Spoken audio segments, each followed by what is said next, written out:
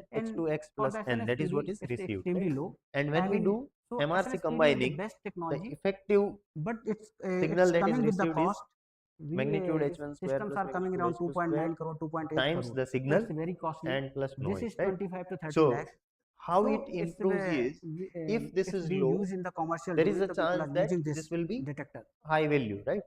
Okay, So so for we the get free effect of space and both the of them, right? So that is how satellite we based can get technology, this we are improved using version, right? generally And if people we are using see the SNSPT to the get the slope of enough T these rate. lines, right, that is changing, right? So slope So of now these coming to the lines are communication media, changing, right? So and we are having there the these fiber or the free slopes, right, space. so they represent So the diversity fiber, order, it is best for the fixed terrestrial right? So networks. these slopes, they represent the Free diversity space order, right? satellite So and line of sight basic links, we are using the free space communication. the very basic Distance, definition of diversity is we it's can less directly in relate this to the case number of because we links are that having we the have, loss right? So 0.2 dB per kilometer for the fiber. usually when In you free have space, the links which are independent to we each are other, when right? we So are having the independent means terrestrial link, in that statistically case the independent, loss is much there is no correlation. because of the In that environmental case, factors.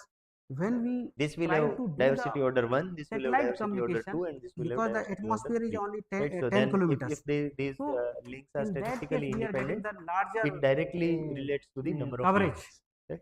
So weather sensitivity is very Okay, low in so case of this fiber. is the Free space comparison communication, we are for having the all high the three: weather sensitivity. AWGN Whenever only, fading only, diffraction and will there come is or fog is diversity and there, fading, then right? it will So this is adversely what affect our communication. we said, right? So this is Installation, it requires well the below 10 raised to fiber minus 5, infrastructure.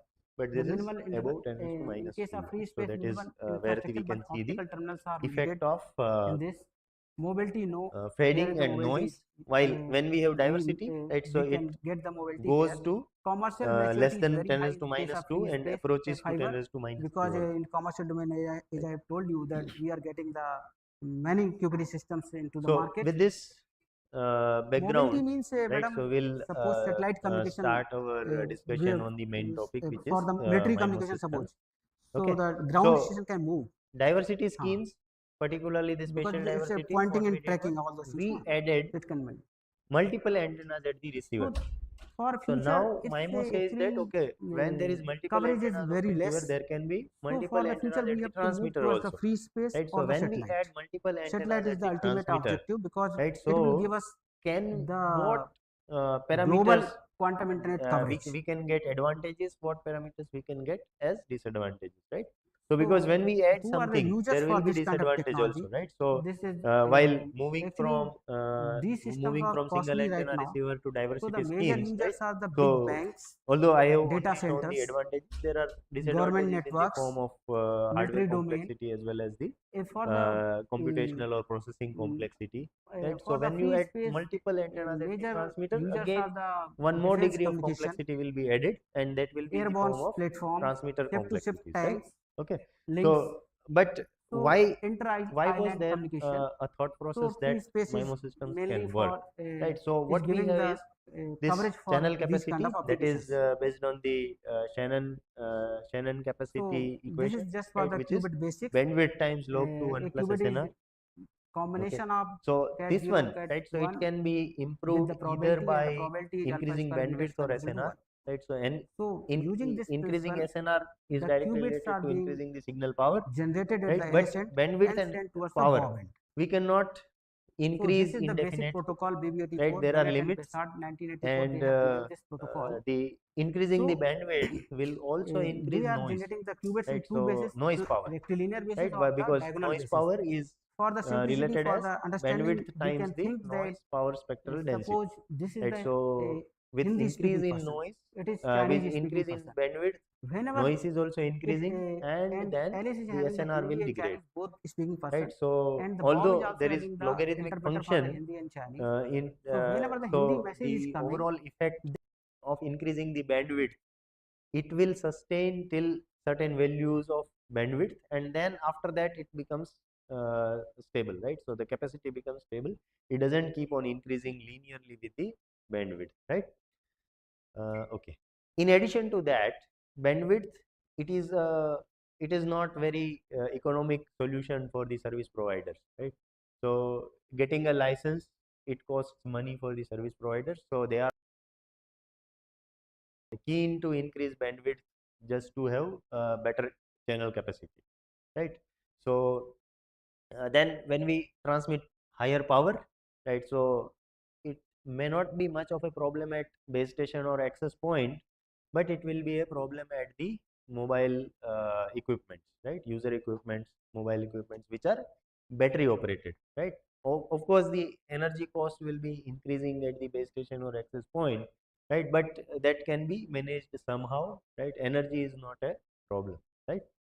So now it was thought that MIMO systems will transmit parallelly, right? So when we transmit parallelly, where there will be a lot of interference, right? So it is transmitting parallelly at the same time and same frequency, right? Then there will be interference, right? So how do we do with how do we deal away with do away with that interference, right? So that is we will see some of the things, right?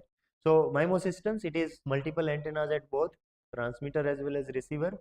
So we have parallel transmission through multiple antennas, and the peculiar thing about MIMO systems is it is advantageous only in fading or rich scattering environment.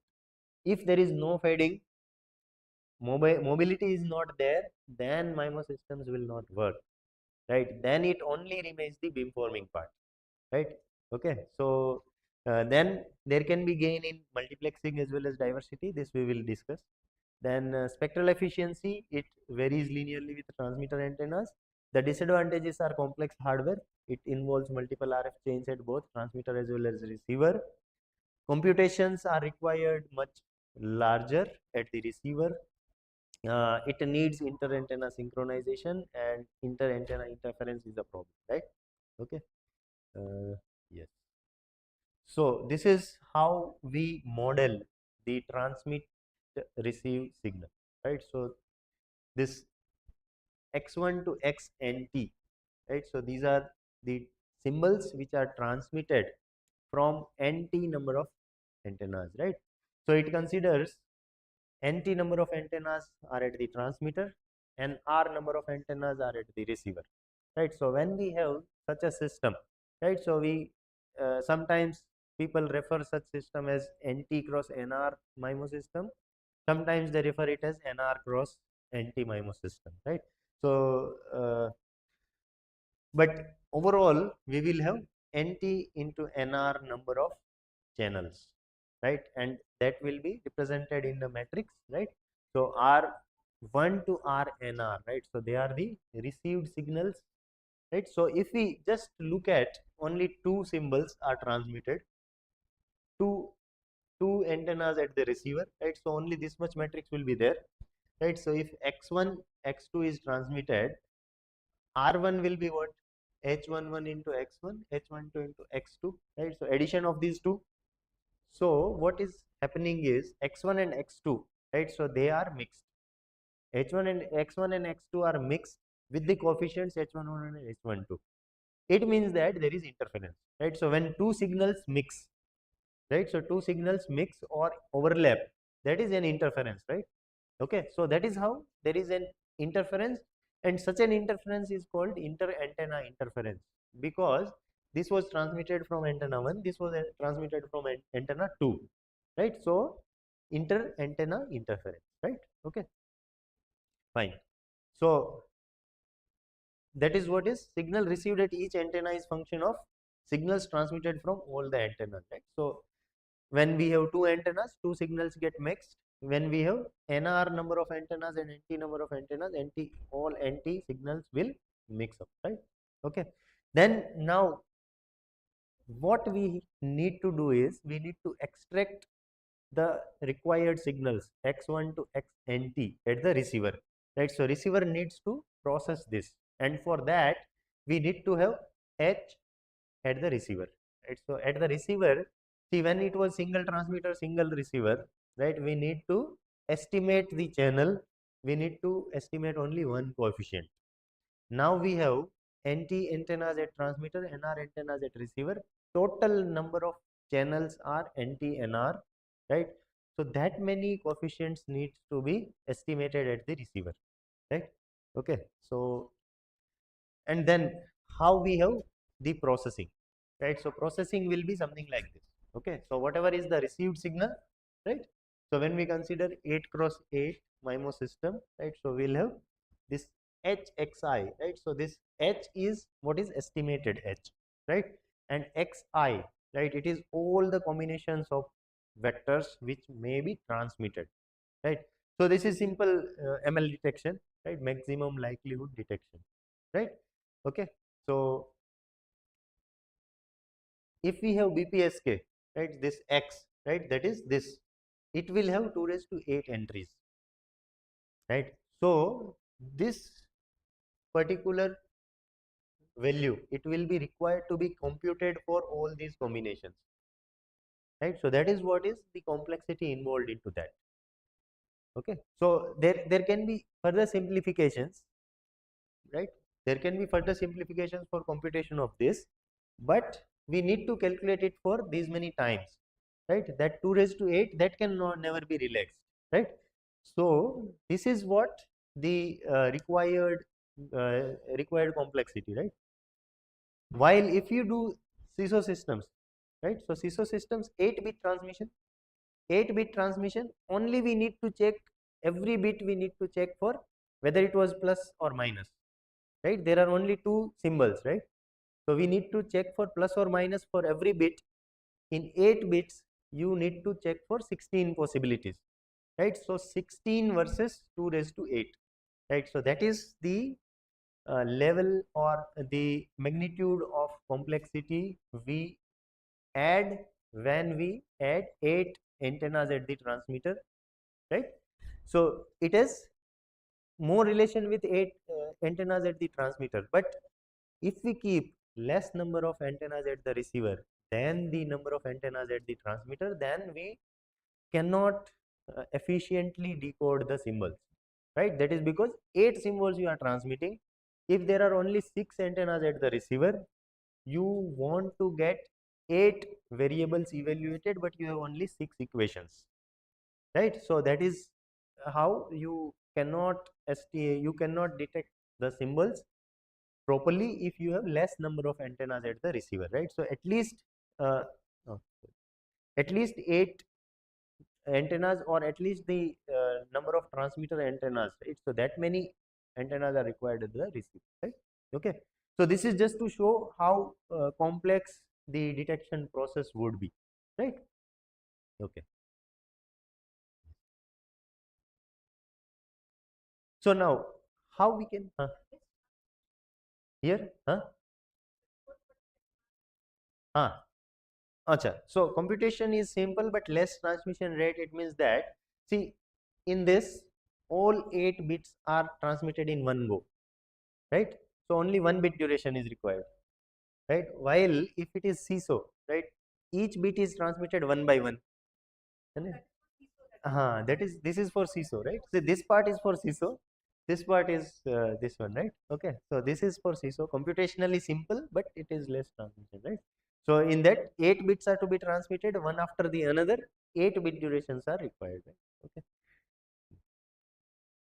So there is a trade-off, right? So complexity versus transmission rate, right? So although we have just shown that the transmission rate increases linearly with the number of antennas, right? But again, there are certain limitations, right? So that is whether we go for multiplexing gain or diversity gain, right? So that is this is what we will be looking, or no, maybe.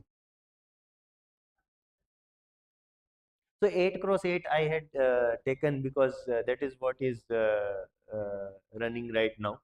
Yeah, so commercially available systems, they have this, right? So then people have started for massive MIMO systems, but in that there are other limitations. Only more number of antennas are there at the base station, not at the user equipment, right? So that I will show.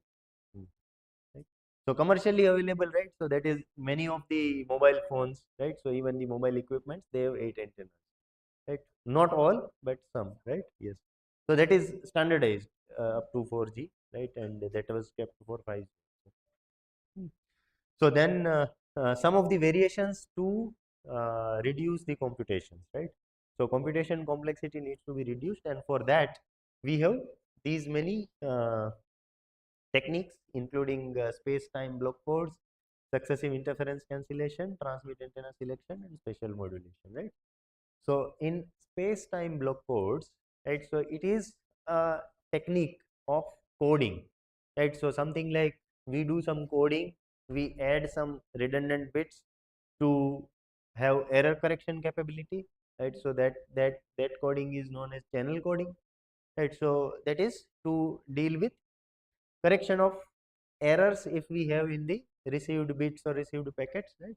So over here in space-time block codes, right? So we have something like increasing the diversity order, but that comes at the expenses of the rate at which we transmit, right? So that is what we will be looking how the transmission happens, right? But it was first proposed as a transmit diversity by Alamotti for 2 transmit antennas, and then that was generalized, right? So it was again generalized by some of the researchers named Tarok and Zafar Khani, right? And overall scenario is given in this book, right? So which is dedicated to space-time codes, right? And this book is available with all the MATLAB codes, right? So if you are anyone is interested, right? So that is a very good resource, right? Then it achieves full diversity order and it has simple detection process, right? Okay. So now how this encoding is done, right? So that is uh, it uses time and space diversity, right? So transmission, right? So it is like the symbols, right? S1 and S2 symbols are to be transmitted, right? So what antenna 1 will transmit and what antenna 2 will transmit, right? So these two symbols, right? So usually will require 2 time slots, right? So again this scheme, right? So it says that okay, we will utilize 2 time slots only, but we will do some encoding, right? So that is in first time slot antenna 1 will transmit this, antenna 2 will transmit this. In second time slot antenna 1 will transmit this and antenna 2 will transmit this. Okay, so row it represents the antenna, so first antenna, and column it represents the time slot, right? So this is first antenna, second antenna, first time slot, second time slot, right?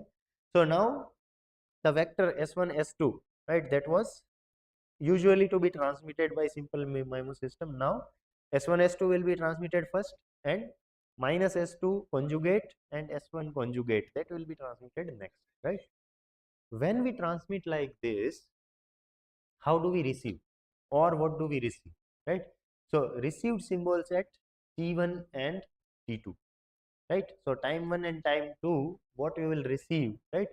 So that is R1 and R2 we have something like this, right? So symbols they get mixed, right? That is obvious, right? Okay, so this is received at antenna 1, this is received at antenna 2, this is received at first time instant, this is received at second time instant, right? Okay, so with those two we do this processing, right? With those two we do this processing, right? So that now we get this. When we get this, the effect of channel is no longer there, or effect of channel is there but effect of its phase is no longer there, right? See, right? So phase, whenever we don't have the effect of channel phase, right, in that case we can do away with channel estimation. No, we need channel over here, right? Okay, so doing this H11 into R1, H12 into R2, right? So their channel is required, otherwise for this and then detection, right? Okay, so overall for this one the diversity order is 2, right? So that is the transmit diversity, right? Okay, so S1 and S2, right? So diversity order, how much diversity order we get is huh? Huh? R2, this one, huh? acha, minus is because of this. Minus is because of this. नहीं नहीं, channel phase we are nullifying by doing this process, right? So for detection minus, we are doing this. See, you have R1 and R2, right? You have R1 and R2. So what you do is you have S1, estimated S1, you do this process, right? And then S2, this is intermediate processing, right? So R1 you multiply with H11 conjugate, this R2, right? R2 you multiply with H12 conjugate, right? Okay, and then this S2, that is R2 conjugate, you multiply with H11, right? H12, right? So this is a simple detection process, right? So that we get this, right? Okay, fine. Okay, yeah. So in this, what you have is this diversity order, right? So diversity order of 2 we will get, right? So only the transmitter is having only the transmitter is considered to have multiple antennas, right? Receiver is having single antenna, but still we can decode it with diversity order of 2. Why is this possible? Is because you have transmitted 2 symbols, right? So you have anyway 2 equations and 2 variables, we can decode it, right? Okay, fine. So then we have another technique, right? That is transmit antenna selection.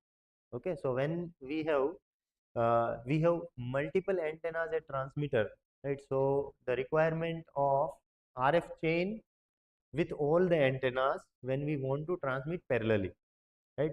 So what we say in antenna selection, transmit antenna selection is, out of all available transmit antennas, you select only some or only one, right? So selecting only one will be helpful in reducing the number of RF chains at the transmitter to 1, right? So whatever number of transmissions we need to do, right, that many RF chains are required.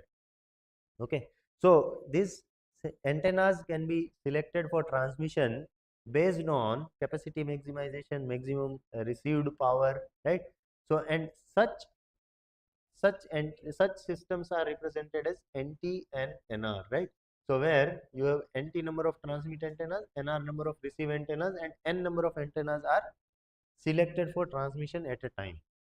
Okay, so what we can have is based on maximum received power, right? Based on maximum received power, we can have this criteria, right? So it is 1 to NR and the channel coefficient, right? So channel coefficient, it will be a vector, right? So one antenna and multiple receive antennas, right? So one antenna and multiple receive antennas, channel is a vector, right? You take the norm of that, right? So we take the norm of that, and that norm will be directly proportional to the instantaneous power, right?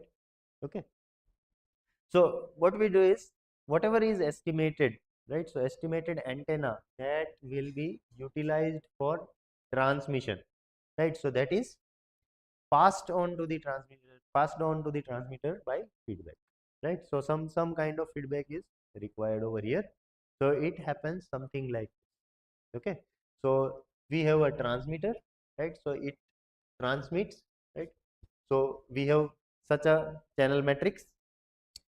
In this channel matrix, we do column wise norm, right? So column wise norm is this first receiver antenna, second receiver antenna, third receiver antenna, right?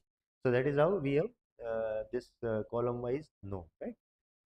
Oh, sorry, not the receiver, this is first transmit antenna, second transmit antenna, third transmit antenna, right? So and then when we do column wise norm, right, so we get A1, that is norm of this column, A2 is norm of this column, A3 is norm of this column, right? And then we have maximization, right? So whichever is maximum, right? So let us say A2 is maximum, so this 2 is switched over, 2 is fed back, and RF switch, it will connect to this 2, right? So and only one antenna will transmit, right? Okay, so only one RF chain is there, right? And only one antenna transmits. Okay,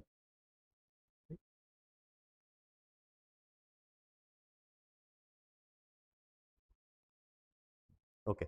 So when we have something like this, right? So still the diversity order preserves, right? See, the diversity order preserves, you have reduced the hardware, right? But what advantage we get?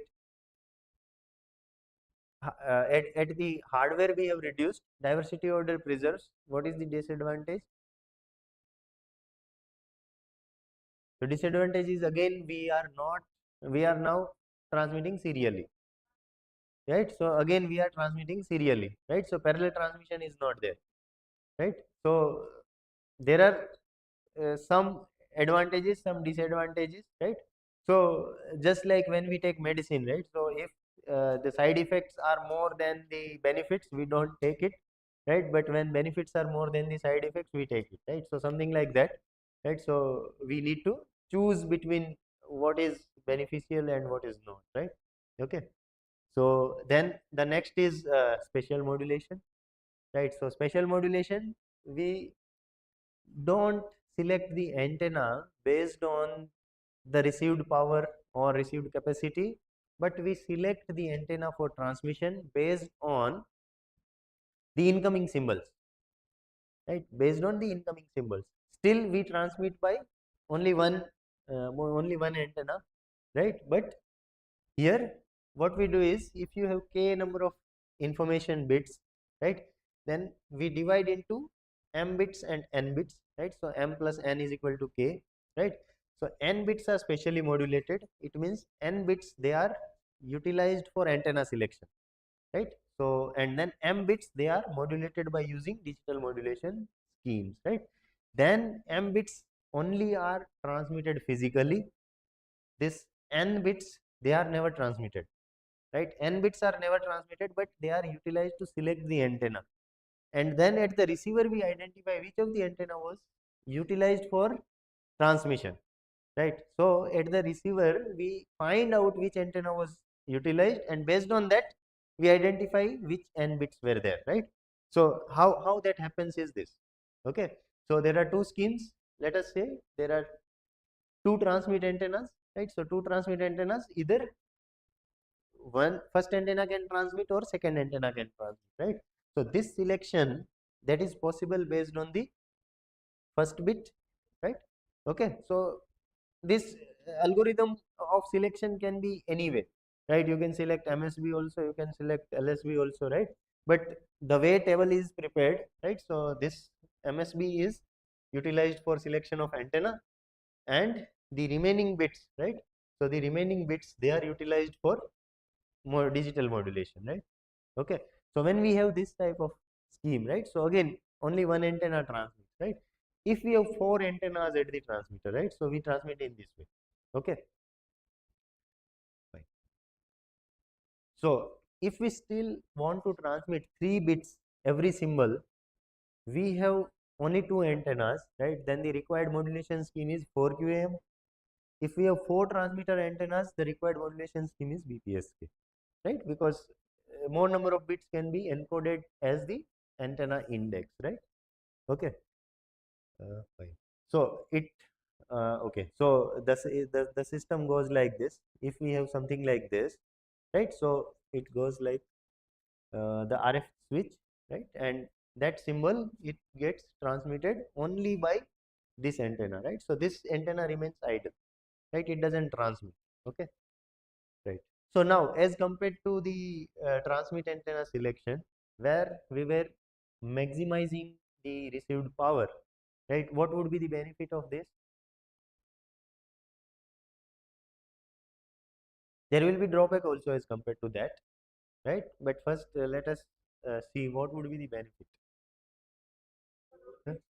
Huh? Lower BR, probability of error will increase actually. Huh? Hmm.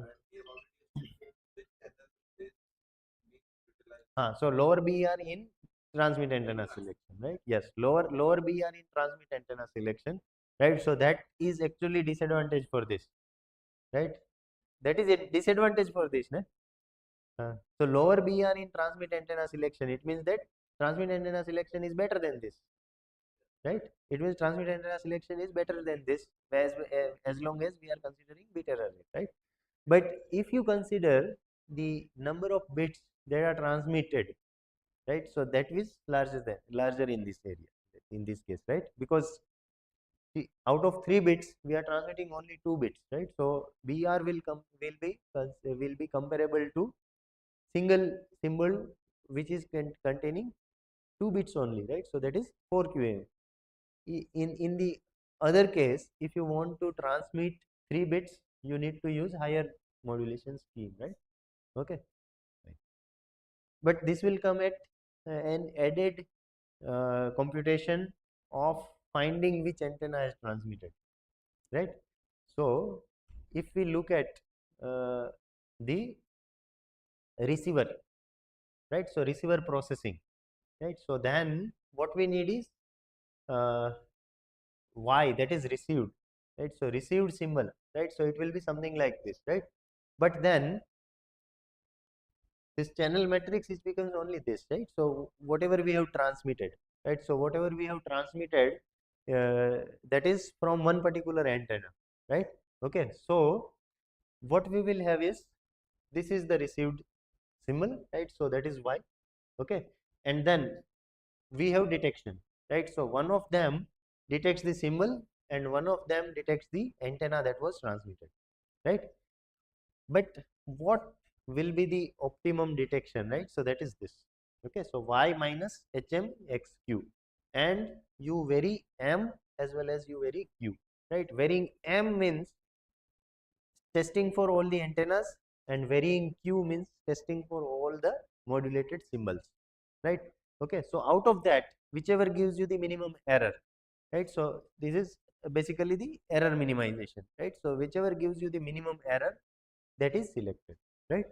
So if you compare this, right, so how many computations we can save as compared to our original MIMO system that we discussed for 8 cross 8. Let's see, 8 cross 8 we had 2 raised to 8 combinations when we had BPSK, right, okay. But over here, if you have NT number of antennas and mth order modulation scheme we are using, right, then m into NT number of testing we need to do, right.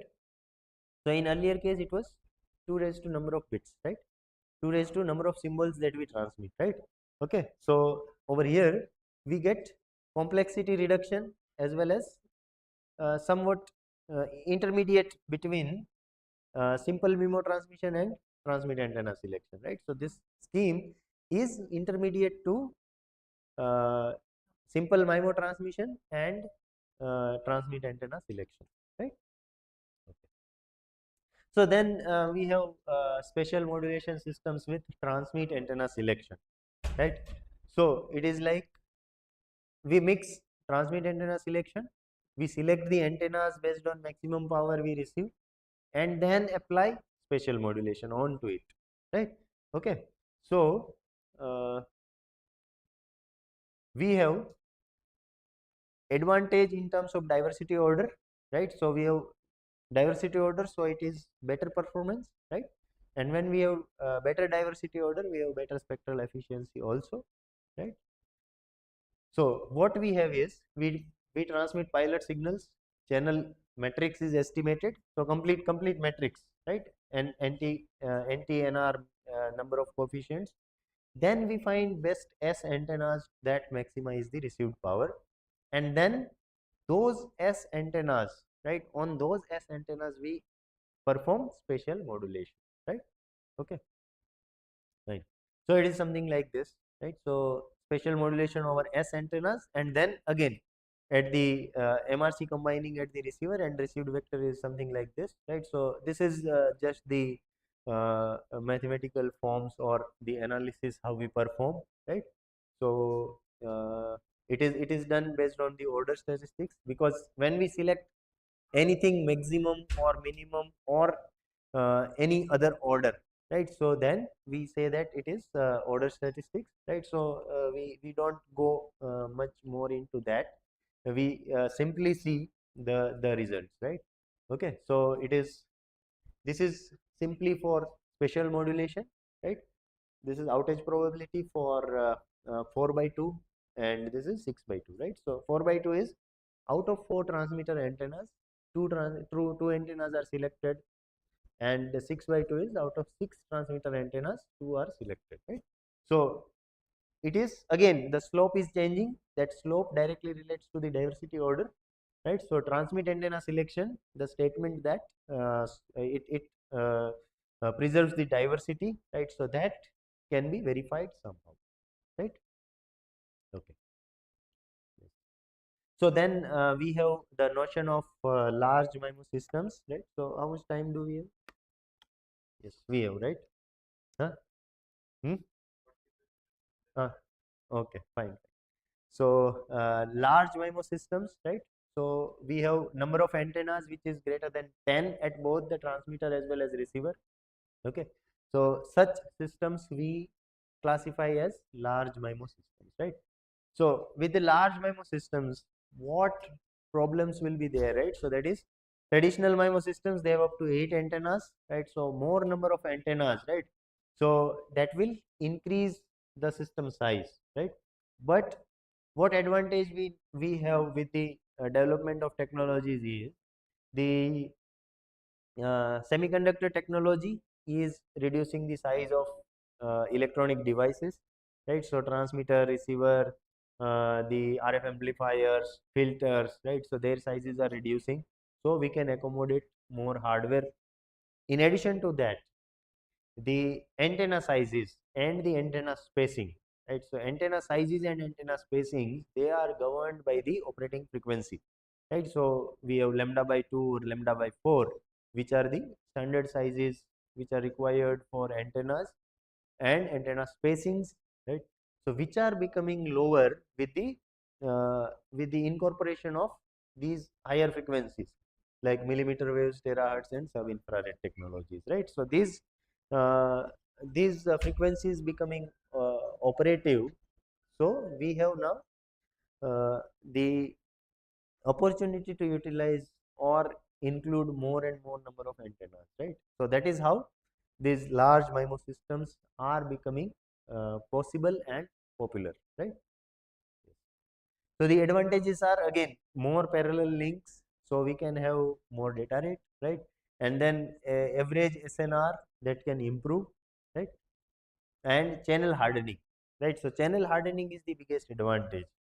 So with larger and larger MIMO systems, when you do H hermission, right? H hermission, if H is completely random, then doing H hermission, right, will have off diagonal elements 0, almost 0 or near to 0, right?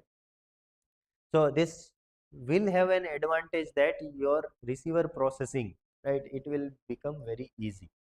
Yes, right. So that is how this large MIMO systems, even though the hardwares are complex, computationally they are very simple, right? So that is why they are becoming popular, right? Okay.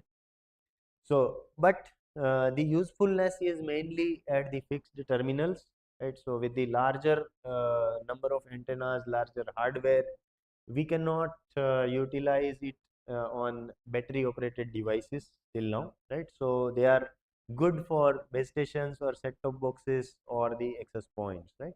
Okay.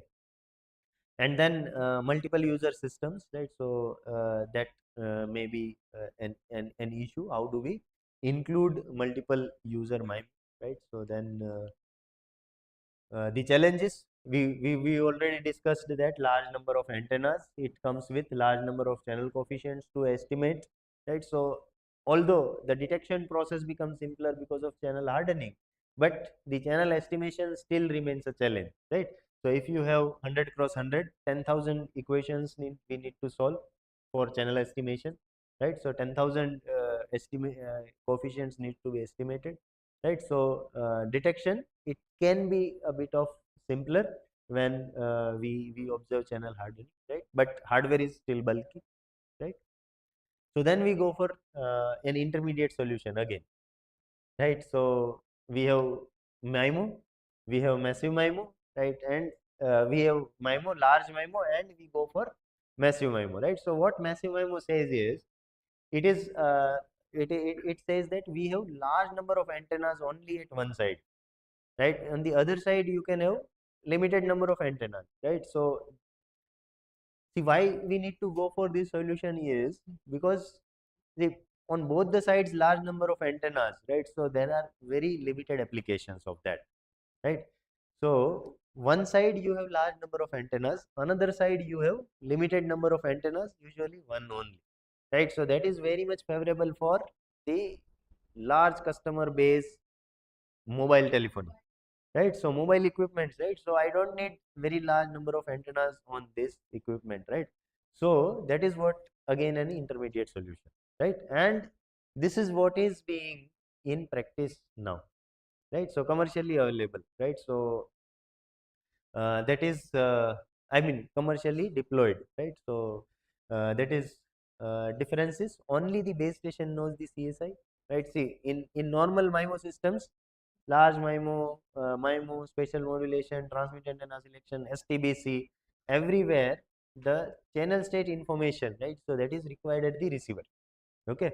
While over here you don't have the notion of receiver or the transmitter, right? The base station knows the CSI, right? So over here base station means the end where you have large number of antennas, right? So large number of antennas, it means that it has sufficient computation power, it has sufficient energy, right? So it means it is access point, right? So either base station or Wi-Fi access point or some similar kind, right? So only the base station knows the CSI, right? And then M, which is the number of antennas at the base station, which is much higher than the number of users, right? So again, not the number of antennas, but it is number of users. Each user is expected to have only one antenna, right? Not many antennas at the user side. Okay. And then we have simple linear processing for scalability, right? So how this is achieved, right? So that we will see. So how the transmission happens, right? So uplink transmission, it is the base station has to recover the individual signals transmitted by the terminals, right? So users will simply transmit, base station does the processing of separating the signals. While in downlink, base station ensures that each terminal receives its own symbol, right? So without any interference, right? So receiver, it receives its own signal, it doesn't get any interfered signal, right? So little bit of interference will be there, just like we right now also we have the interference in the form of co-channel interference or adjacent channel interference, right? So that is there, but still the base station itself ensures that there will be minimum interference, right? Okay. uh, Yes. So transmissions in the form of line of sight as well as non-line of sight. So line of sight, beamforming will be sufficient. Non-line of sight, it does some encoding, right? So some encoding so that whatever components receive at the user equipment, they add in constructive interfering manner, right? Okay. So then the duplexing methods, right? So because we have two-way communications, right? So two-way communications, that is either frequency division duplexing or time division duplexing, right? So they both the things are possible, right? Then uplink. So uplink, how the transmissions will happen, right? See, the channel estimation is to be done at the base station only, right? Only base station needs the channel information, right? So pilots are transmitted only in uplink phase, right? So downlink channel estimation is not there, right? So this is very critical operation, because channel estimation is done only at the base station within the coherence interval, right? So we have uplink data, uplink pilots and downlink data, right? So why this happens is because uplink data is transmitted first, then uplink pilots, right? So channel is estimated in between, not at the beginning of the coherence time, right? So any modifications that happen, right, so before or after, right, so that will be largely not affected. Okay, so that is how. Then the downlink data, right? So downlink data, it will be transmitted in such a way that we will have particular user will be receiving its own symbol, right? Okay. So then all the users are transmitting simultaneously, right? Then what we need is orthogonal pilots, right? So pilots need to be orthogonal, right? Because we have not scheduled pilot transmission, right? So it is uplink transmission. Pilot transmission is not scheduled, right? So when we don't schedule the transmission, what we need is we need orthogonality among the transmissions, right? So that orthogonality can be in space, time, or some encoding, right? So users, they are assigned pilots in a way that they remain orthogonal to each other, right? Okay. Yes. So then this transmitted signal and how the channel is estimated, right? Okay. So there are many ways, right? So we do computations like minimum square error, right? Minimum mean square error, right? Or recursive least square error, right? So any of the algorithms can be utilized for reducing that, right? So because pilot is already known to the receiver, right? So we just have to minimize the error, right? So for minimizing the error, whichever algorithm we can employ, we can deploy that, we can utilize that, right? And we estimate the channel, right? Okay. Right. Okay. So again, whatever was discussed earlier, the same thing, uplink data transmission, each user sends its data, base station CSI is available, right? So this is regarding data transmission, right? So decoding of data at the base station, it may use anything like zero forcing or MRC. Once channel is available, any of the technique can be utilized, right? And downlink data, right? User is not available with the channels, right? So base station has to do pre-coding, right? Base station does the pre-coding and it ensures that the user gets only its own data, right? So user, again, it doesn't even need to do decoding. User will simply consider that it is receiving some symbol. So for user, it doesn't feel like there are multiple antennas at the transmitter. User assumes that it is CISO system and it simply uh, does uh, does the demodulation, considering that it is AWGN transmission. It doesn't even need to go for the channel estimation, right? So simple demodulation, right? So at the user, the processing is very much simplified, right? Okay. So the challenges, right? So again, if we have so much simplification at the receiver, all the challenges are at the transmitter, right? Yes. So performance analysis, right? So that is related to the modeling of the signals, right? So and the statistical analysis, then designs with multiple antenna terminals, right? So massive MIMO and single antenna at the terminal, right? So then how to how do we have the better throughput, right? Then FDD, if we have FDD, then somewhat knowledge of the channel would be required at the at both the channels, reverse as well as forward channel, right? So two times channel estimation is required, right? Okay. So then signal processing, right? So that is always a channel, hardware design, and total energy efficiency, right? So total energy efficiency, that means the user equipment is using very much low energy, right? But there is a huge energy demand at the access point, right? So total energy efficiency, right? So that needs to be analyzed whether it is better than the existing schemes or it is worsening, right? Okay. So again, we have large number of this is we have large and massive MIMO if we consider, right? So again, the common challenges are this, right?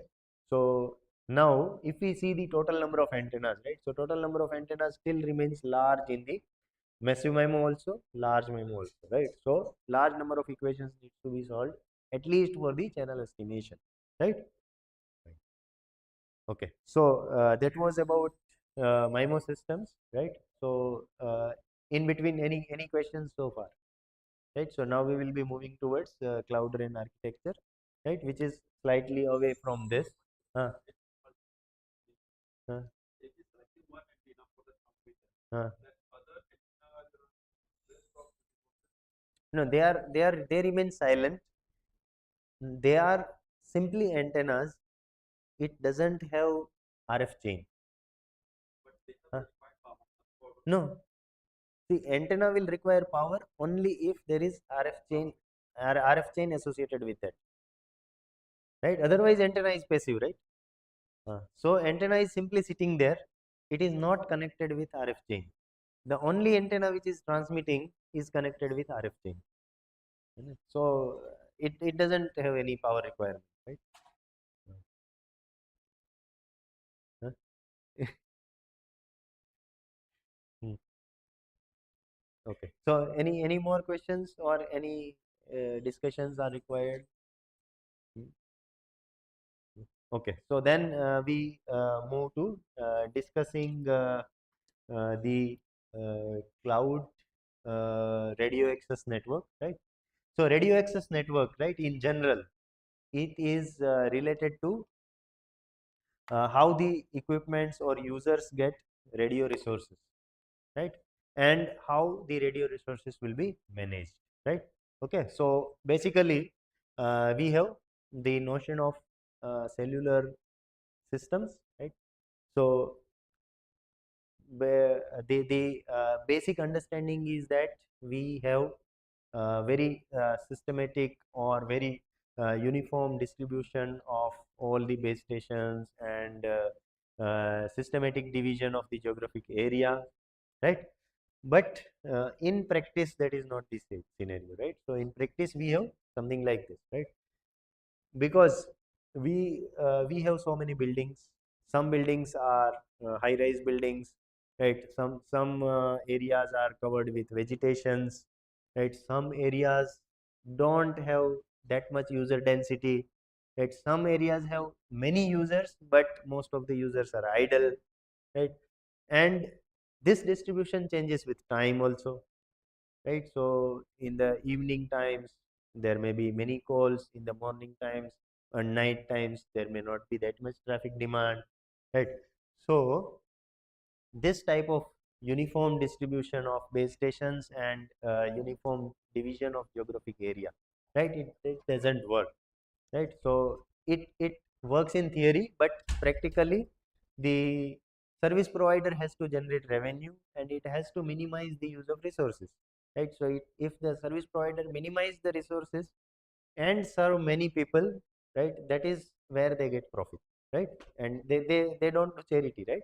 They are doing business, they have to increase their profit, and that is how they need to optimize their resources, right? So where the base station should be within single base station accommodating many users is their priority, right? So that is how that regular hexagonal cellular structure no longer exists in practice, right? So we have something like this, and that is sometimes termed as heterogeneous base station deployment, right? Okay, fine. So that architecture, it is moving towards heterogeneous, right? And then the current scenario, right? So millimeter wave has already been standardized for 5G, right? Although may not be commercially deployed, right? But it is standardized, right? So the difference between millimeter wave and microwave, right? So if base station has to utilize both, right? So in that case, the millimeter wave, right? So the power levels, they will drop very fast as compared to the microwave power level, right? So that is again depend based on the freeze equation, right? So freeze received power equation, received power is PTGTGR by 4 pi lambda whole square, right? So that with a frequency, if frequency increases, the power levels, right, they will reduce very fast, right? Okay, so just to have sufficient power at millimeter wave, right? To have sufficient power at millimeter wave, we need to shrink the cell sizes, right? Huh. Mm-hmm. Hmm. Hmm. It is not dependent on the frequency. Hmm. Then how can you see that the power level decreases with frequency or increases with frequency? A itself is changing. A itself is. Yes. You know. See, your this PT GT GR by 4 pi lambda square, right? So that is coefficient to A sin omega t, right? That is becoming coefficient to A sin omega t, right? And that coefficient is reducing at particular distance, and that coefficient is frequency dependent.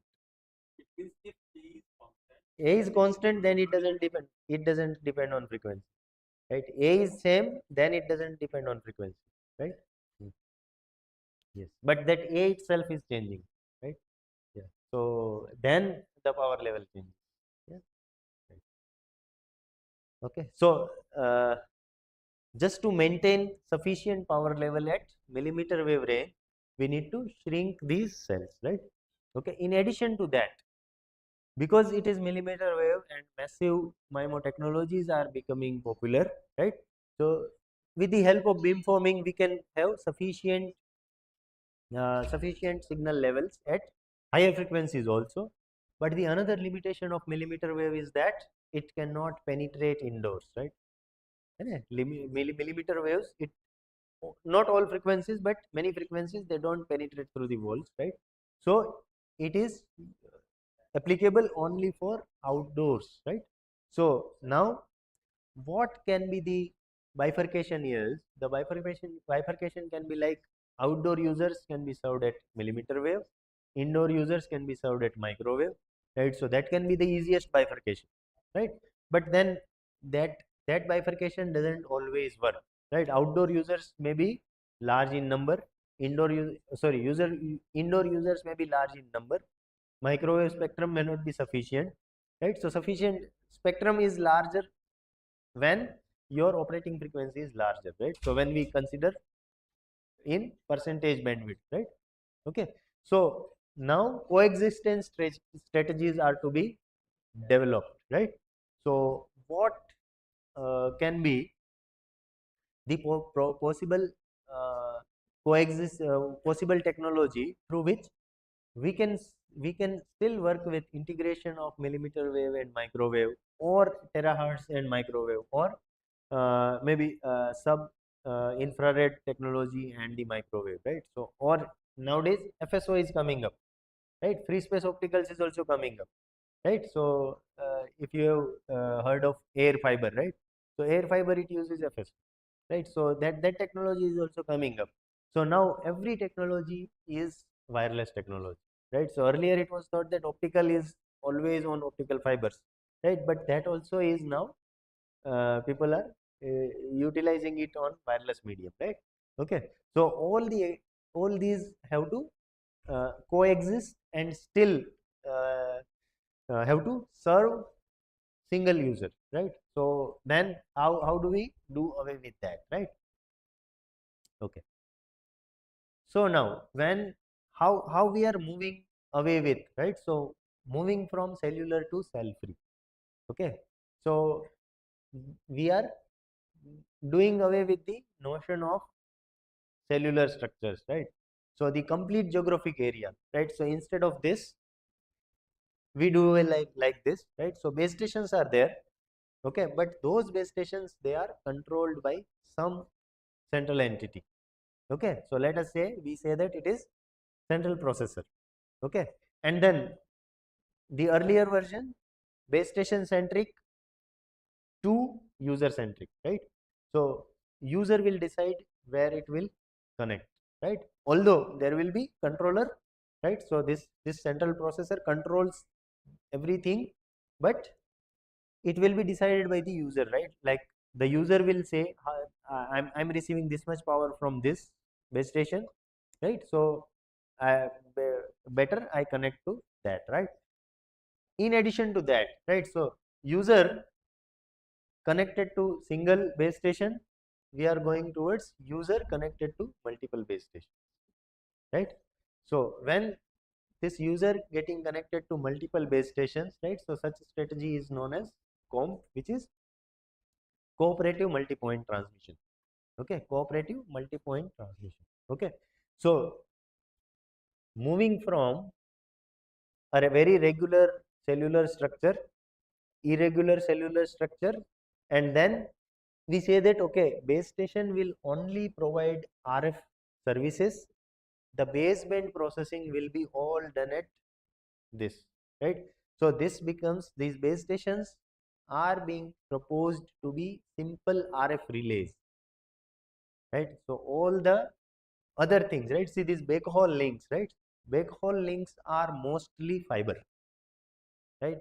Okay, so backhaul links are mostly fiber, and the fiber, right, they take all baseband data, right? So it is considered that this base stations, right, so they will only take RF, it converts to baseband, and then those baseband is given at the processor, and then processor does all the computations and detection where that data is to be forwarded. All those decisions will be done that level, right?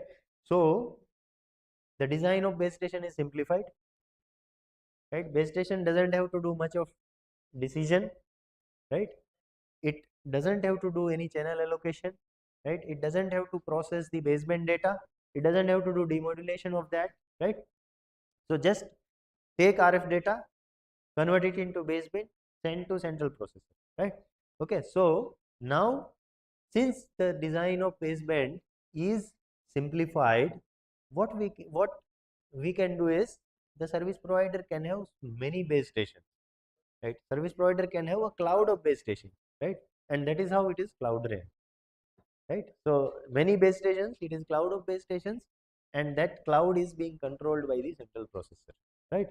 Okay, and then again, see, we don't have something like this where you have frequency reuse pattern, right? So one cell is using another frequency, this is using another frequency, this is using another frequency, right? So we don't need that also, right? So any frequency can be allocated by this processor to any base station within this complete geographical area, right? So we are doing away with FR patterns, frequency reuse patterns, right? So we had some cluster based on I square plus j square plus ij rule, right? So all those conditions are no longer required, right? So the only thing is, see, instead of such scenario, we move towards such scenario, right? And all these are being connected by this, right? Okay, so this is what is the looks like simple modification on the architecture, right? But then operational challenges are much more than that, right? So we will not discuss many operational challenges, right? But all the operational challenges, right? So operational challenges which were distributed among the base stations, right, they are concentrated to processor, right? Now processor has to do much more computations than a single base stations was doing, right? See, earlier this base station, if you consider, right, it was serving users only in this area, right? So the baseband processing, right, see, anyway RF processing is still with this, baseband processing was to be done only for these many users, right, which are located within this much area. Now this processor, it has to do all the processing related to all these many base stations and users within this large area, right? Okay, but with advanced processors, computers, and the GPUs, right, that is now possible to do at one location, right? So that is now, it is like the technology is developing, with that the systems are also evolving within that, right? Okay. So now it is central control for multiple base stations, that is what we discussed, right? And it also helps in offloading baseband processing, right? So baseband processing is now offloaded to central processor, right? So that is what we have seen, right? So comp for user centric approaches and notion of frequency reuse is written, right? So frequency reuse, we know we are not doing anything, right? But see, when we don't do frequency reuse, right, so there will be a lot of interference, because it might happen that the nearby base stations, they are using the same channel, right? But that interference management is now the task of the central control, right? So that it has to do channel allocation accordingly, right? And then the transmission management in such a way that interference is minimized, right? Okay, so there are multiple ways, right? So one is coordinated scheduling, right? So it schedules in a coordinated way, right? So when if same channel is allocated to nearby towers, right? So TDMA we do, right? So TDMA is scheduled in such a way that when this transmits, this doesn't, this transmits, this doesn't, right? Okay, so something like that, coordinated scheduling. Dynamic switching, right? So switching, like this will transmit at some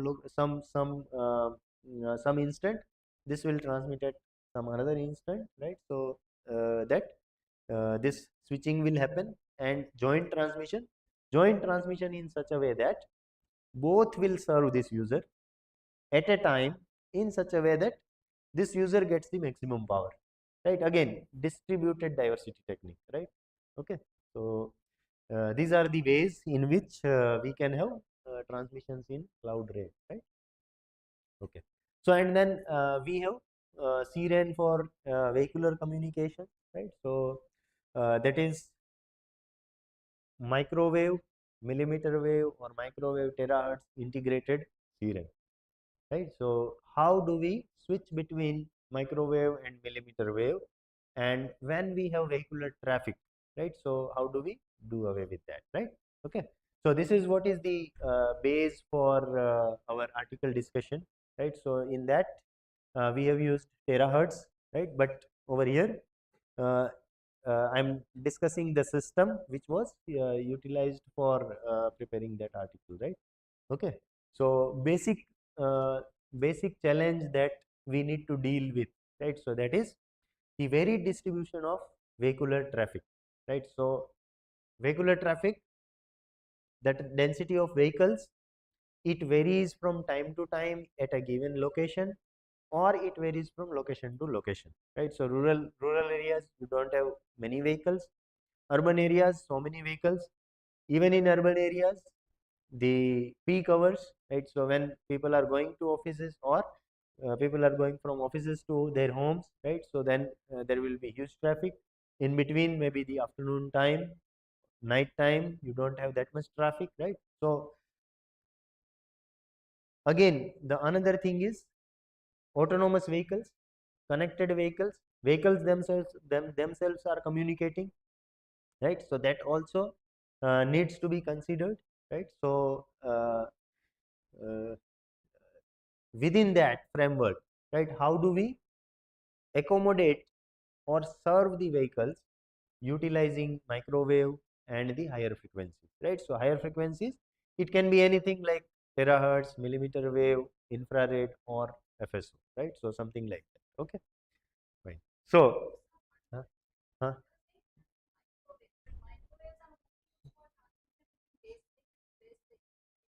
no, it is for cellular also, right? So microwave is a very large range, right? Okay, so cell phones connecting with the base station, it happens at 2100 gigahertz, 1800, 2100 megahertz, 1800 megahertz, right? Uh, uh, 2.1, 2.5, 1.8, even 900 megahertz, ne? Uh, uh, right? So, hmm. Right. So RF is everything, right? So RF is everything. So microwave is particular range, right? Yes. Hmm. Okay. So uh, in this system model, we have notion of this access point as well as the pico stations, right? Okay, so these triangular, simple triangles, they are pico stations, right?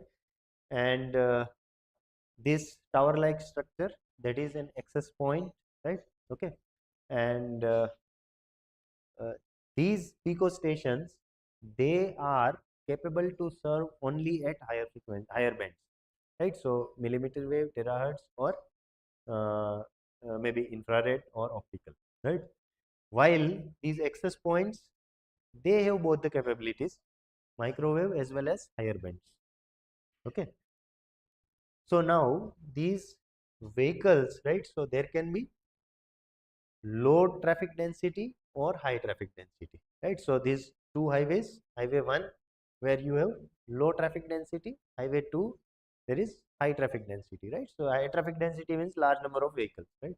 So large number of vehicles, right? So then it is obvious that average speed at which they are moving, right? So that will be lesser, right? So they will be slower.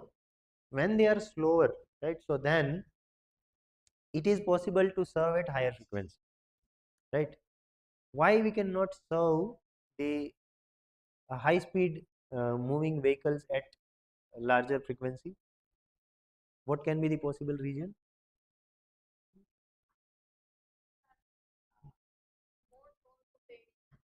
Right. So, uh, so one thing is attenuation is larger, fading is also more at higher frequencies, right? Huh? Yes. So fading is more, it means coherence time will be less, right? So coherence time will be less, it means frequent training, frequent estimation of channels would be required, right? So that is what the time available for communication that will be reduced, right? Okay. So given that, right? So we utilize that higher frequency on high traffic density, right?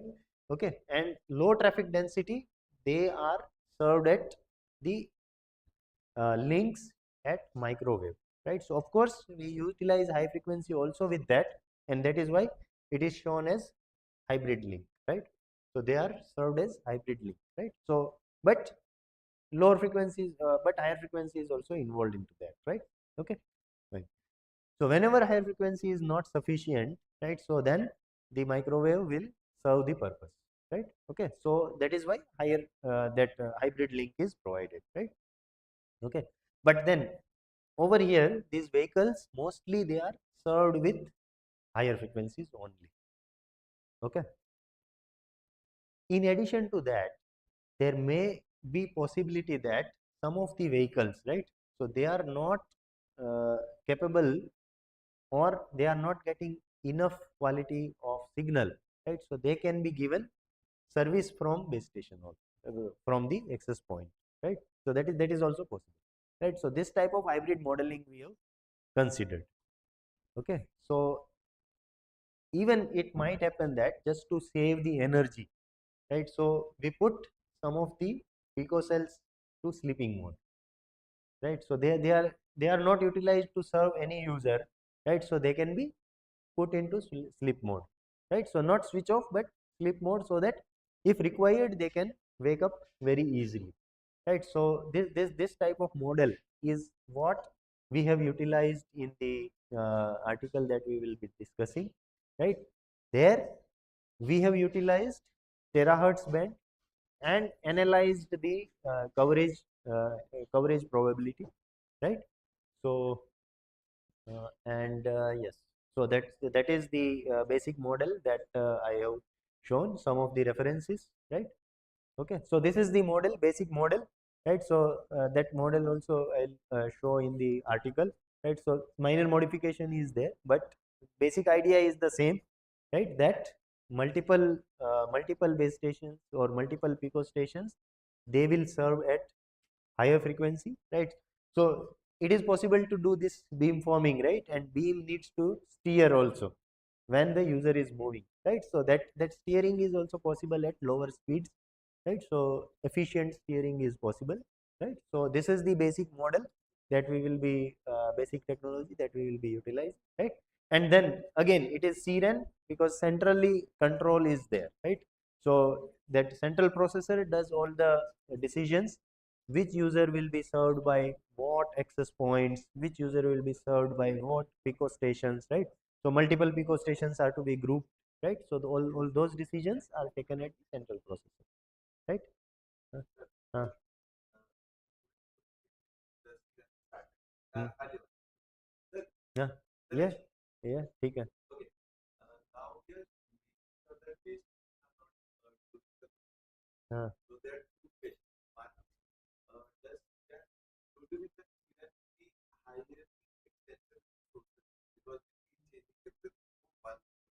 hmm, Second, earlier if let's say one way station fails somehow with any attraction, only one side of cluster will be affected. But if in this case the main processor line fails, the whole area will be affected. So how will you cope up with it? Earlier it was the smaller restriction, the smaller the area, chances of failure, smaller is the could be affected. Now if we are going to the central processor, if somehow central processor fails, something fails at that time, the larger area will be affected. So how come this is going to be advantageous for us in that case? So it is same as all other systems are managed, right? So for example, the power distribution or the internet, right? So there are redundancies kept into the system, right? So for example, the lines coming from the power station to the 66 kV or 222 kV lines, right? So if you have observed, 6 lines are coming, right? But we have only 3 phases. So if you somewhere there is requirement of doing maintenance on one of the lines, the other set of lines become operational, right? Likewise, the servers which are keeping the data, right? Multiple copies of the same data are stored at different geographical locations, right? So that if one of the server is down, the data can be accessed from other servers, right? So in the same way, redundancies will be kept in such systems also, right? So that if there is, see, because periodic maintenance is always there, right? So for maintenance, the system needs to be stopped, but services cannot stop, right? So that redundancy has to be taken into consideration for serving, right? Any service industry needs to keep into consideration that. What was the other thing? But then to in that both the cost, the establishment cost Hmm. and the operational cost, both will be No, that has to be there. If you want to maintain 24/7 service, right? See, in the power line case, right? So there also the other 3 wires, right? So they are redundant. That is adding to cost, right? But to maintain reliability, you need to bear that cost, right? So even the servers that are keeping multiple copies of the same data, right? So that is adding to the cost, right? But to maintain the reliability, we need to add that cost, right? Uh, what was the other thing? the same. Acha, same, na? Operational cost Ah, and if in case of yes, India, how right. Hmm. in So this case, handoff will, yeah, so the conventional handoff is not there in this, right? So if you are doing away with this, right? So and this moves, right? So this moves into this direction, this will still serve, these connections might drop and this might add, right? So complete that hard handoff is not there, right? Yes, so from one base station to another is not there, right? Yes.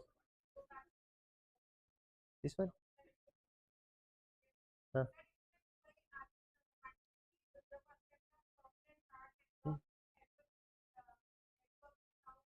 Hmm. It is. Hmm. Hmm.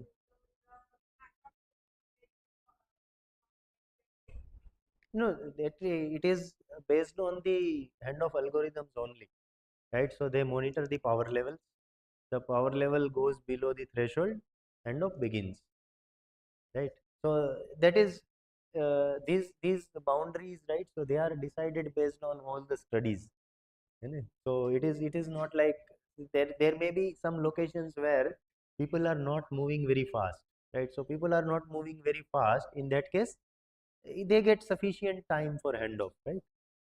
So based on user density also, right? So user density is large, then it cannot have large cell, right? Hmm. So those considerations are always needs to be taken, right? So all those, and these mostly they do by that RF power study, right? So they all do up to which location which base station can serve, right?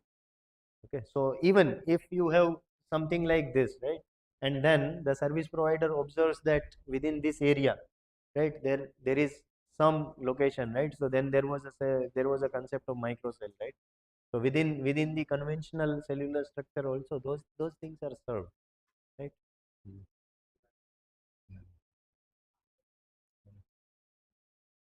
All right. Huh. Okay. So we. Huh.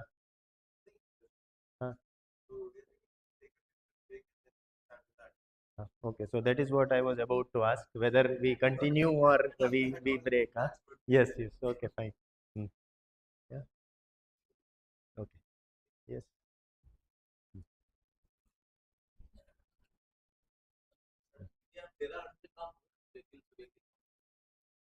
नहीं theoretical तो हो ही रहा है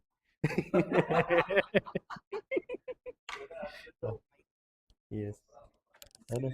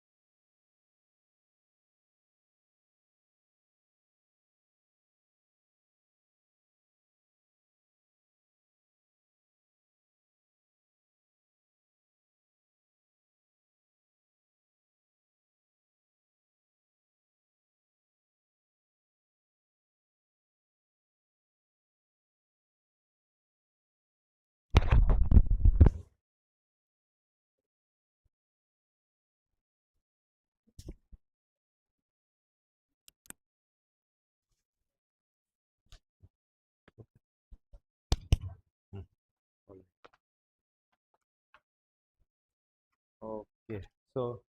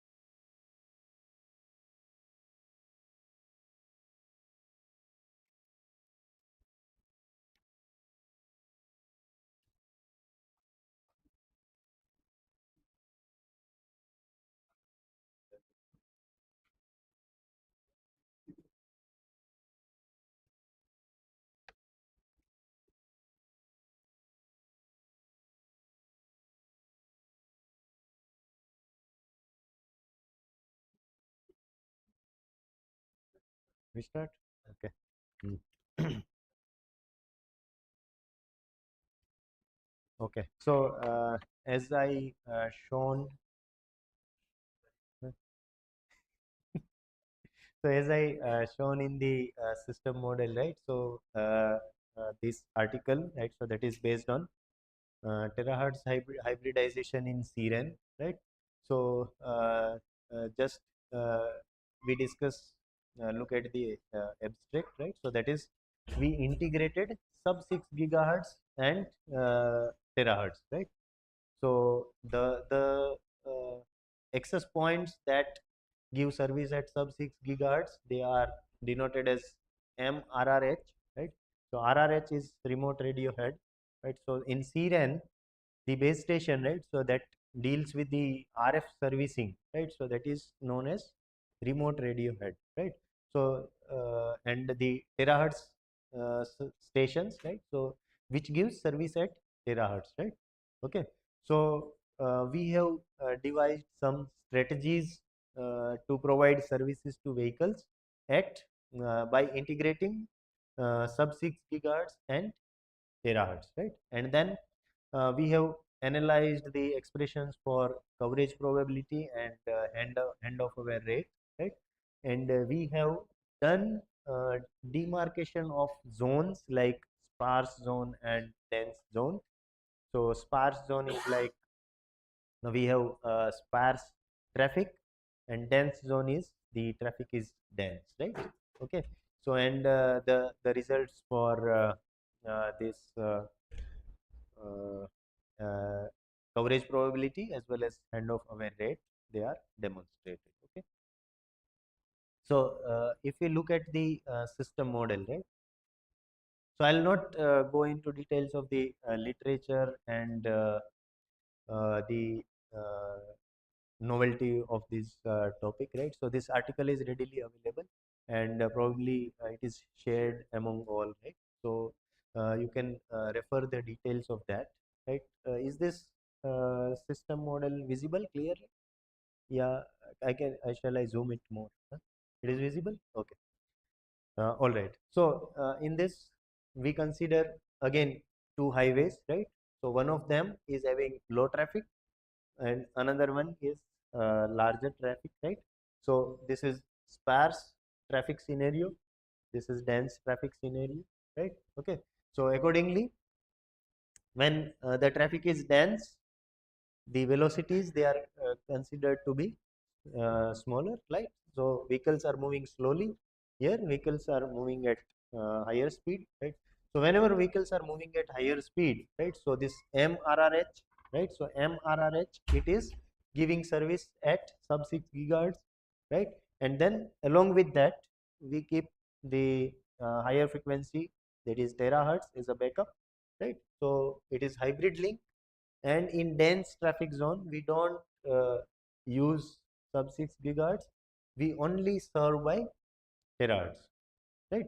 So terahertz we also serve vehicles with multiple base stations, right? Okay. So this multiple base stations COM, that is also utilized, right? Fine. So what we have is this, right? So mth CV, right, that is receiving this much power, right? Mth CV is receiving this much power from kth terahertz station. Okay. So that is again PT, GT, GR, and this frequency dependence, right? So and then the distances, right? So distances and this channel, right? So channel is also considered over here, right? So channel.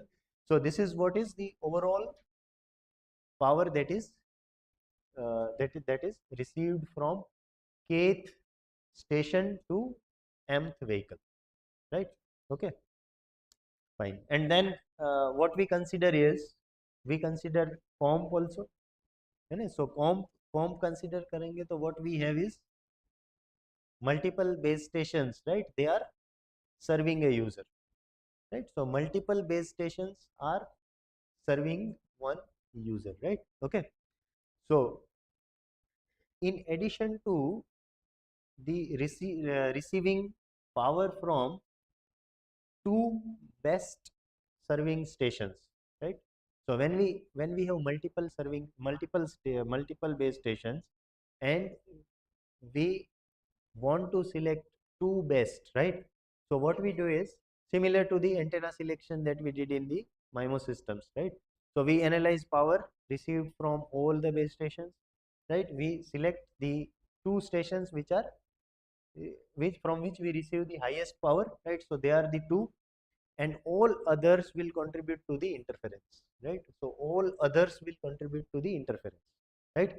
So given that we have not controlled the frequency allocation, right? So we have not controlled the frequency allocation, that base station A and base station B, they are nearby each other and they should not utilize the same frequency at the same time, right? So in CRAN we don't have any notion of that, right? So that is why we say that all the non-serving stations, they will contribute to the interference, right? So whatever power, interference will always be less than the signal power, because whatever two we have selected, right, they are serving at the highest power, right? Okay. So this is the total SINR. Okay. So that is SMK is the power, signal power, which is received from the station which provides the highest power, right? And this is the next highest, right? This interference, it includes power received from all the stations, right? So power, basically the received power, that is obtained by Freeze equation, right? Freeze equation, and that is this one. It includes this channel also, right? It includes channel also, right? And the scattering power, scattering also, right? So all the parameters including, right? So transmit power, the antenna gain, you know, this speed of light and carrier, right? So distances, right? So everything, all this is the Freeze equation. In addition to that, the channel effect, right? So channel effect is also included over here, right? Okay. So same thing, right? So it is in the interference, right? So interference, some of the terms are just included into this, right? So that we get some simplification, right? Okay, right? And this is what is an expression for SINR, right? So this is the useful signal which is received from the two selected stations. This is interference, right? This is AWGN, right? Additive white Gaussian noise, right? And because two stations are transmitting, these are two noises, right? So these are the noise terms. Molecular noise, which is extra term in terahertz, right? So when any terahertz system, it in addition to AWGN, there will be molecular noise also, right? So molecular noise, so all the noises are modeled, interference is modeled, and this is the signal part, right? So now when we want to analyze the system parameters, right? So we need to obtain the PDF of the SINR, right? So if we want to analyze the coverage, right? So outage probability, how do we define outage probability? Simple definition of outage probability, that the received signal strength is below a threshold SINR, right? Okay, so if interference is there, we define SINR. If interference is not there, we define simply SNR, right? Okay, so outage is signal power level, right? So even if noise is not there, we simply say that noise signal power goes below required threshold, right? Okay, but noise we cannot avoid, so noise is always there. Interference, mostly every system has there, right? So we talk in terms of SINR. We say that SINR is below threshold, then the system goes into outage. If it is just opposite, right, then the user is in the coverage, right? So the received power level, received SINR level, it is above certain threshold, then we say that user is in the coverage, right? So coverage probability we define in this article, we have coverage probability, and that is why we will be analyzing that this quantity, right? So this SINR is above certain required threshold, right?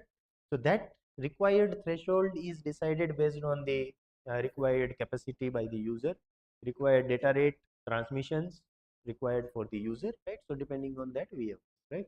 So we need to find CDF or PDF or any statistical distribution, right? Okay, so if we want to find PDF of this, right? So normal probability problem, right? So how do we find that, right? So this is SINR, and we said that to find coverage probability, we need to find that probability that SINR is above the certain threshold, right? So coverage probability is probability that this is above certain threshold, and so it needs probability. To find probability, we need to find PDF. So we can find PDF or CDF, right? So PDF or CDF, anything. So how do we evaluate? So this ZDT, that is SINR, it is a random variable, right? So it is a random variable. This random variable is dependent on these, and they are all again random variables, right? So if we have something like this, how do we find PDF? PDF of SINR कैसे करेंगे? कौन कौन से rules use होंगे?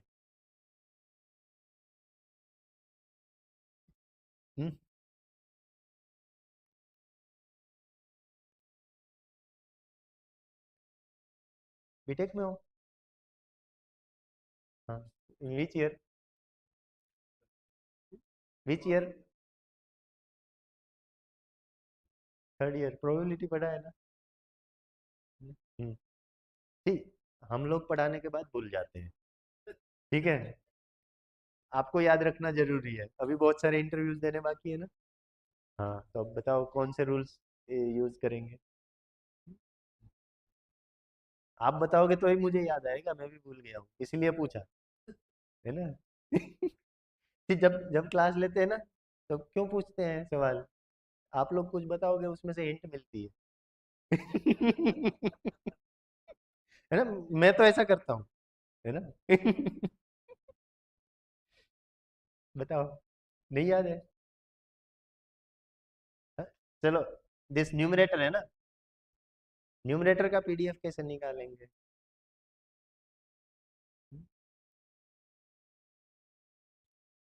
Numerator is addition of two random variable, denominator is addition of four random variables, है ना, four ही है ना, फोर, है ना, फोर दिख रहे हैं, but I am it is addition of so many more, है ना, right.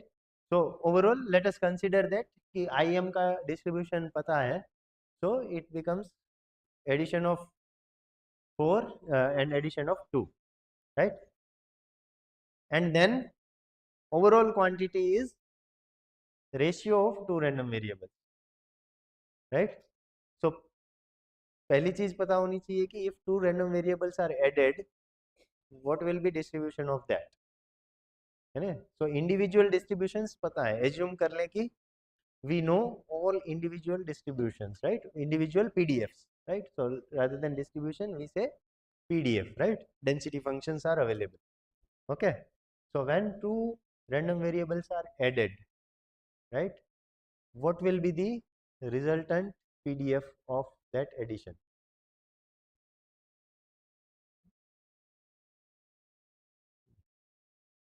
So it will be convolution of individual PDFs, okay, right, and then ratio,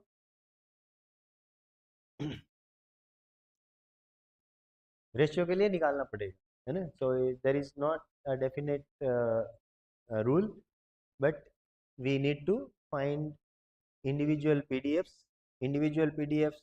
from that we find joint PDF, and then we take ratio, we assume that one of them is fixed and average out over another, right, so it will be 2 times averaging, right, so ratio का PDF मिल जाएगा, right, so we follow that way, okay. So to model these two, right, so to model these two, they are signals, right, what will be the, what will be required to model the signal power, PDF, signal power का PDF कैसे मिलेगा?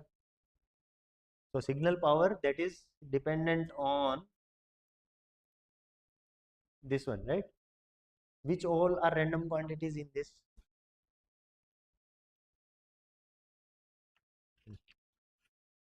hmm. in that channel is random, right, only channel is random, right, all other parts, all others are deterministic, right. So now we want to analyze this system, इसका SINR निकालना है, outage probability या coverage probability वगैरह निकालनी है, right. So channel needs to be modeled, right, so certain assumption we need to take, see, if we have practical data, right, then we fit into some distribution and then we do all the analysis, right, but if we don't have practical data, right, so in that case what we do is we assume some distribution, right, there are well known channel distributions, right, so one of them we say that it is Rayleigh fading, right, it is fading, so Rayleigh fading, that is one of the distribution. Other fadings can be Nakagami or generalized fadings, right, so Weibull or any other distribution, right, so in this article we have considered Nakagami, okay, so in this article we have considered this channel HMK to be Nakagami, right, if HMK is Nakagami, then square of its magnitude that becomes gamma distributed, okay, so those distributions they have their parameters, okay, fine.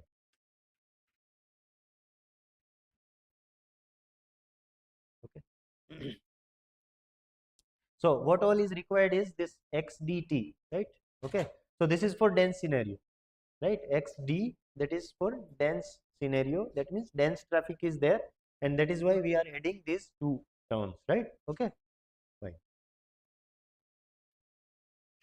Okay, so that was dense zone, and in sparse zone what we have is, okay, in sparse zone we have this, right? So sparse zone we have this one. So this is from macro station, right? Macro RRH, right? So macro RRH से एक component होगा, and one component we have kept to be this terahertz component, right? So in macro you see that only interference and noise is there, right? In macro you have interference and noise, or here you have interference, AWGN, as well as the molecular constant, right? Okay, so terahertz stations, terahertz transmission, you have molecular coefficient is extra, right? So that is added into that, right? Okay, so what we have is yes, this Nakagami distribution. When you consider Nakagami distribution, and it's uh, when we add two signals, Nakagami distributed signal powers, we add for 2, right? So this SMK and SMK plus 1, right? So they were included into the useful signal power terms, right? So when we have that, right, so we have two parameters, right? So the resulting distribution, right? So this is a beta distribution, and beta distribution, it has powers alpha and beta. Okay, so these distributions we can obtain by some of the approximations, right? So it is simple addition. See, simple addition you can directly find by convolution of two distributions. Okay, the other way is there are certain ways, right? So the distributions are modeled. For example, gamma distribution, if gamma plus gamma, it will result in beta distribution. There are ways to find the resulting parameters, right? So that is what we have done, right? So over here we know that channel is Nakagami, its square will be gamma, right? So both are gamma distribution, but its parameters are different, right? So gamma distributions when added with same parameters, it will result in gamma distribution again, but gamma distributions with different parameters, when they are added, it results in beta distribution, right? So this is a beta distribution. These are the parameters of beta distribution. These parameters are obtained using this approximation, right? Okay, so this is the distribution of numerator. Yeah, only the numerator, right? So f x dt, right? Okay, so same way we do that for y dt, right? So y dt, y is denominator, right? So y is the denominator, right? So there also we find individual distributions, right? Individual distributions, and then we either do convolution of all the individual distributions, or we use certain techniques, right? So if the distributions are known, so known distribution random variables are added, then it will result in certain distributions, right? So because if it is known distribution, we know the convolution of the known functions, right? So and then we can directly utilize that, right? So that is what uh, we can do, and again it results in so and so distribution, right? So again it is beta, again it is beta distribution, its parameters, right? Okay, so then what we do is we take the ratio, and for that ratio, right, so for that ratio, so it is gamma distribution when we sorry, not beta, but it is gamma distribution only, right? So it is not beta, gamma distribution, and then the resulting parameters, right? So again we the use some of the properties, we get this, right? Okay, so once we have distribution of SINR, right, then so PDF of SINR, then we find the CDF, right? Okay, so CDF itself becomes the coverage probability, right? So that is, this is the CDF, right? Okay, so this distribution is called beta distribution because its CDF is a beta function. Okay, same way this distribution, other distributions, they are called gamma distribution because if you find its CDF, you will get gamma function, right? Gamma functions are defined, right? Gamma functions. Okay, so they are some special functions. Okay, fine. All right. So and based on this PDF and CDF, right? So you have this. This is end of aware rate. Okay? So simple channel capacity, right? That is the maximum rate at which we can transmit, right? So and that channel capacity is governed by Shannon capacity, right? So just like that we have this. Okay, so this RCV, right? So RCV, that is governed by the Shannon capacity, right? So that Shannon capacity, and in addition to that we have this extra term, right? Because this handoff, right? So it involves some handoff delay, some handoff processing, and some handoff failure, right? So because of that we cannot remain again with the Shannon capacity, and there is some drop in that, right? So if call is going on, right, and it drops because of handoff failure, right, so then we don't get enough of the rate which we would usually get, right?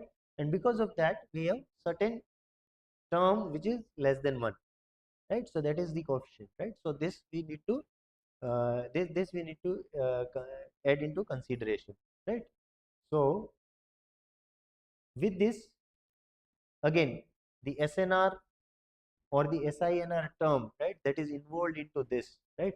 So that will be required to analyze the handoff aware rate, right? And this CDF, right? So that will be directly utilized for the coverage probability, right? Okay. So with this, these are the parameters that we have used, right?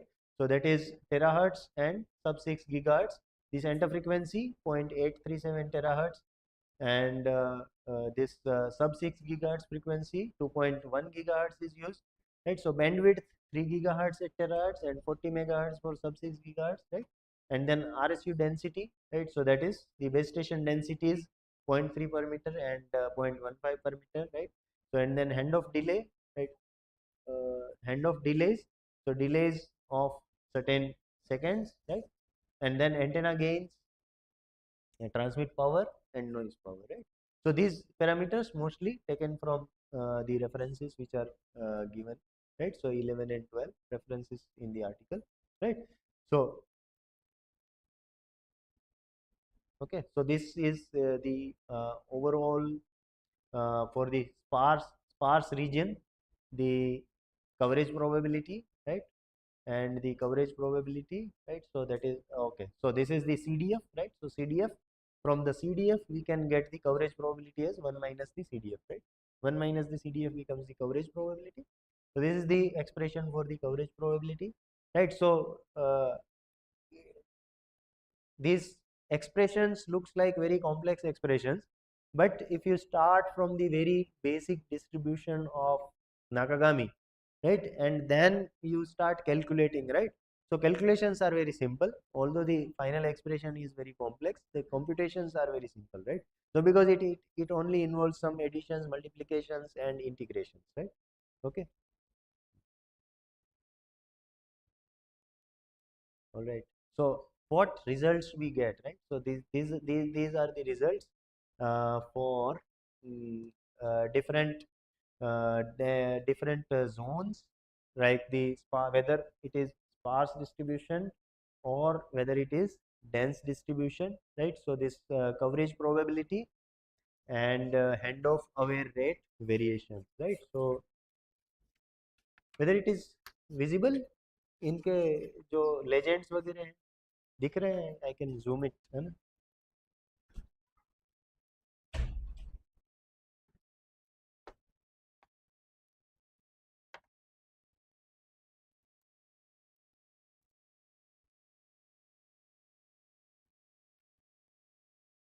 Okay, so now visible, ठीक है? Okay, so this is what is in dense traffic scenario, right? And in the sparse, right? So sparse we have different modalities, right? So this is when only terahertz, when only sub 6 gigahertz, right? And then these two are for the sparse, right? So sparse selection combining and sparse MRC, maximal ratio combining, right? So in sparse we have two things, right? So we have given hybrid link in sparse scenario, right? One is at sub 6 gigahertz and another is at terahertz, right? So with sub 6 gigahertz and terahertz we can do different types of combining. If we do selection combining, we have the magenta colored curve for coverage probability. If we do MRC, then we have blue colored curve, right? So MRC and selection combining, right? So they go hand on hand, but there is a slight difference because of MRC gain, right? So MRC we use both the links. In selection combining we use only the strongest link, right? So that is how we have these two things, right? And in the dense scenario we use 2 terahertz stations to serve, right? So 2 terahertz station, see this gain in the coverage, right? See this gain in the coverage is mainly because of large density of terahertz stations, right? So terahertz stations are very densely deployed, right? Because one thing is their power, it decays with very large with very large rate, and we have modality of putting terahertz stations into sleep mode. So overall energy consumption is anyway reduced, right? So the only thing is the infrastructure cost, right? So it will be somewhat saved. So because of that density, we have large gain in the terahertz station, right? But if we keep the densities comparable, right? So in that case, in dense zone, we will not get this much gain in the performance, right? Okay. So same thing for the coverage probability. Sorry, hand of aware rate, right? So same thing for the hand of aware rate, right? So dense, we have a huge rate as compared to the sparse zone, right?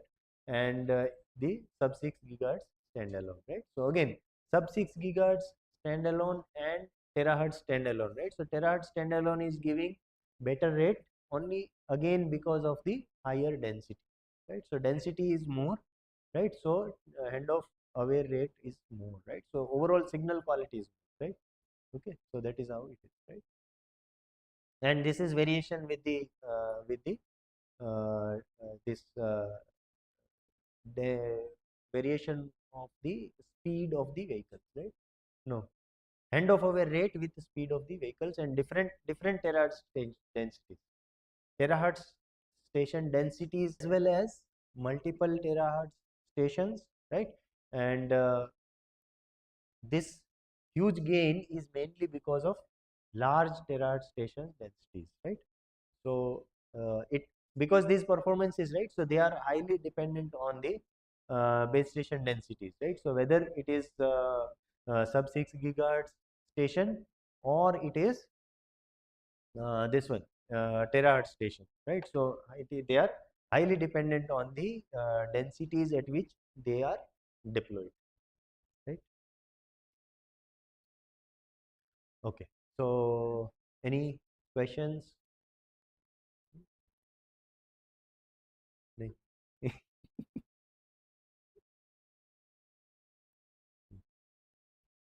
Okay, so it was too complex. Huh?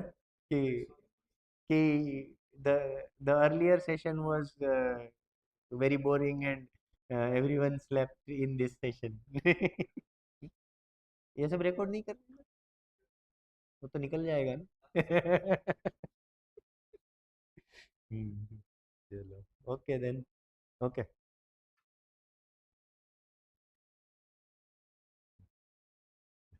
Okay.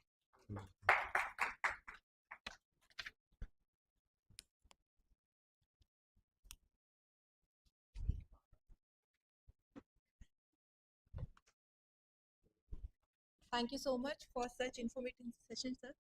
Now I request all participants to come for a group photograph. Then we'll proceed for lunch.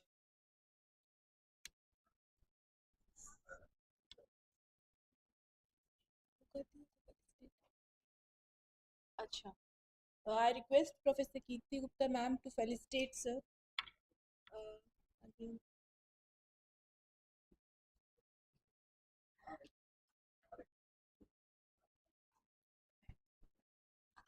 Thank you for coming, sir. Yes, requested participant to please come on the stage.